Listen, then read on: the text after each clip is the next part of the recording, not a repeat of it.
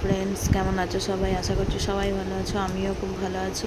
তো আজকে একটা এসেছি সবার প্রিয় মানে বিরিয়ানি রেসিপি নিয়ে। তো আমি যেভাবে বানাই সেটাই তোমাদের সাথে শেয়ার করলাম। তো প্রথমেই দেখো জল গরম করে নিয়েছি। তো প্রথমে ভাতটা করে নেব। তো তার জন্য এই যে গোটা গরম মশলা তেজপাতা তেল সব দিয়ে মানে গরম করে নিয়েছি, নিয়ে তারপরে এই যে চালটা দিলাম। তো চালটা সবাই জানো, মোটামুটি যারা জানো তারা 80% মতো চালটা মানে রান্না করে নিতে হয়। তো সেই রকমই তো এই যে দেখো এবার আলুগুলো যেহেতু মানে সময় লাগবে অনেকক্ষণ মানে সেদ্ধ হতে, তো আমি যেহেতু ভাতটা 80% করে নিই তো সেই জন্য সময় লাগবে বলে আমি আলুটাকে সিটি মেরে নিয়েছিলাম, মানে সিদ্ধ করে নিয়েছি। নিয়ে তারপর একটু ফ্রাই করে নিলাম হলুদ দিয়ে একটু নুন দিয়ে। তো তারপরে সেই তেলেতে একটু বেরেস্তা ভেজে নিলাম। তো তারপরে সেই মানে আরেকটু তেল দিলাম, তেল যেহেতু কম ছিল তো একটু তেল দিয়ে সেটাতে একটু চিনি তেজপাতা ফোড়ন দিলাম।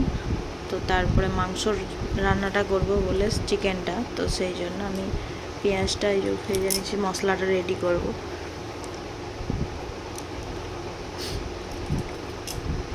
তো এই যে এটা হচ্ছে আদা রসুন আর হচ্ছে শুকনো লঙ্কা বাটা। তো আর শুকনো মানে গুঁড়ো মশলার মধ্যে শুধু লাগছে হচ্ছে ধনে গুঁড়ো আর হচ্ছে তোমার হচ্ছে বিরিয়ানি মশলা। তো এটা আমার বাড়িতে বানানো বিরিয়ানি মশলা। তো আমি যেভাবে রান্না করি তো সেই রকমভাবে তোমাদের দেখানোর চেষ্টা করছি।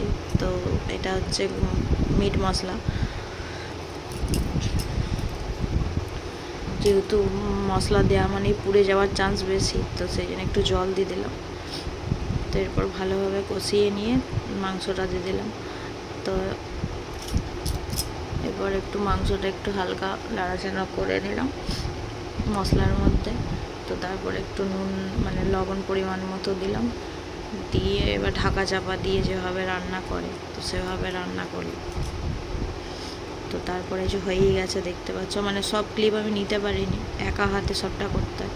তো এই যে লেয়ারগুলো যেভাবে আমি দিই সেইভাবেই তোমাদের সাথে শেয়ার করলাম।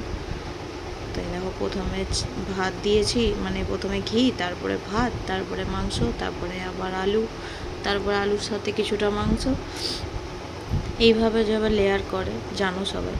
তো তারপরে এটার মধ্যে যেহেতু আমার কাছে মানে দুধ থাকেনি বাড়িতে, তো সেই জন্য আমি কি করলাম না ওটার মধ্যে একটু জলের মধ্যে একটু কালার আর হচ্ছে ওই কেওড়া জল, গোলাপ জল আর হচ্ছে একটু মিঠা আতর দিয়ে ওটা রেখে দিয়েছিলাম, সেটাই দিয়েছিলাম। তার উপরে একটু মাংসর তেল যেটা ছিল সেটা একটু তুলে নিলাম, সেটা উপর দিয়ে আর ব্রেস্তা ছড়িয়ে দিলাম।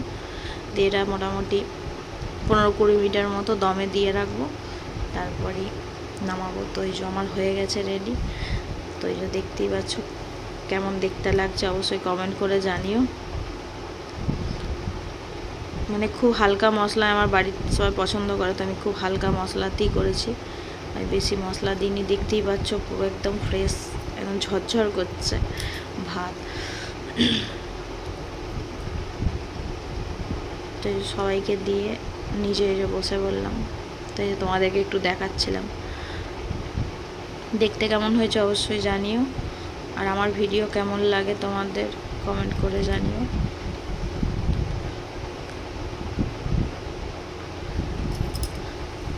তোমাদের বাইট নিয়ে দেখাচ্ছিলাম। চলো ঠিক আছে, বাই, আবার একটা নতুন ভিডিওর সাথে।